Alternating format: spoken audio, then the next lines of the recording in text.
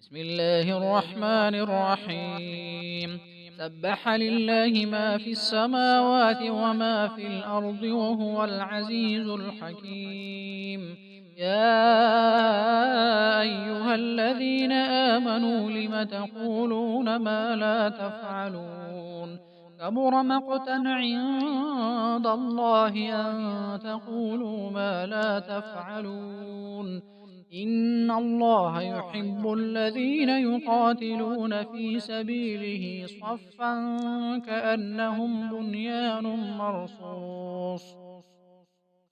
وإذ قال موسى لقومه يا قوم لم تؤذونني وقد تعلمون أني رسول الله إليكم فلما زاغوا أزاغ الله قلوبهم والله لا يهدي القوم الفاسقين.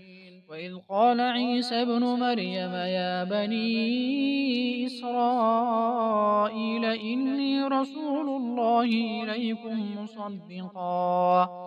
مصدقا لما بين يدي من التوراة ومبشرا برسول يأتي من بعد اسمه أحمد. فلما جاءهم بالبينات قالوا هذا سحر مبين. ومن أظلم ممن افترى على الله الكذب وهو يدعى إلى الإسلام والله لا يهدي القوم الظالمين. يريدون ليطفئوا نور الله بأفواههم والله متم نوره ولو كره الكافرون. هو الذي أرسل رسوله بالهدى ودين الحق ليظهره على الدين كله ولو كره المشركون.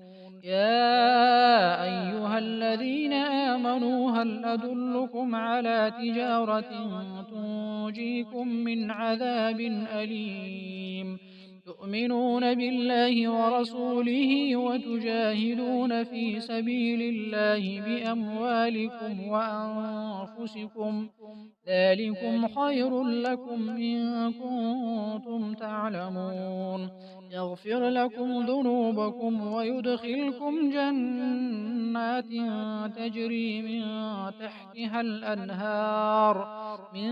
تحتها الأنهار ومساكن طيبة في جنات عدن ذلك الفوز العظيم.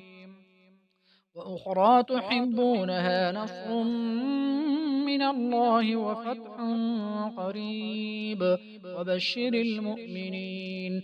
يا أيها الذين آمنوا كونوا أنصار الله كما قال عيسى ابن مريم للحواريين من أنصاري إلى الله؟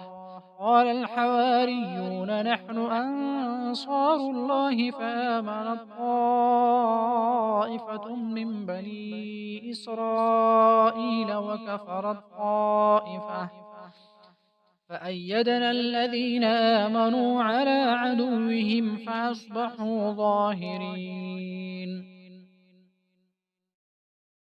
أعوذ بالله من الشيطان الرجيم. بسم الله الرحمن الرحيم.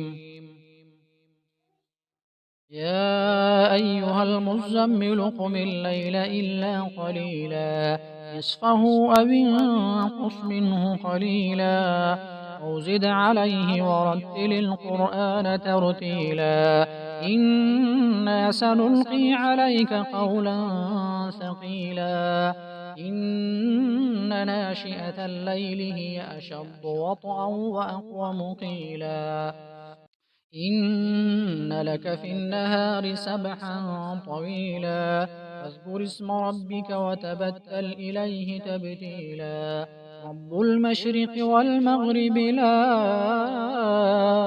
إله إلا هو فاتخذه وكيلا واصبر على ما يقولون واهجرهم هجرا جميلا.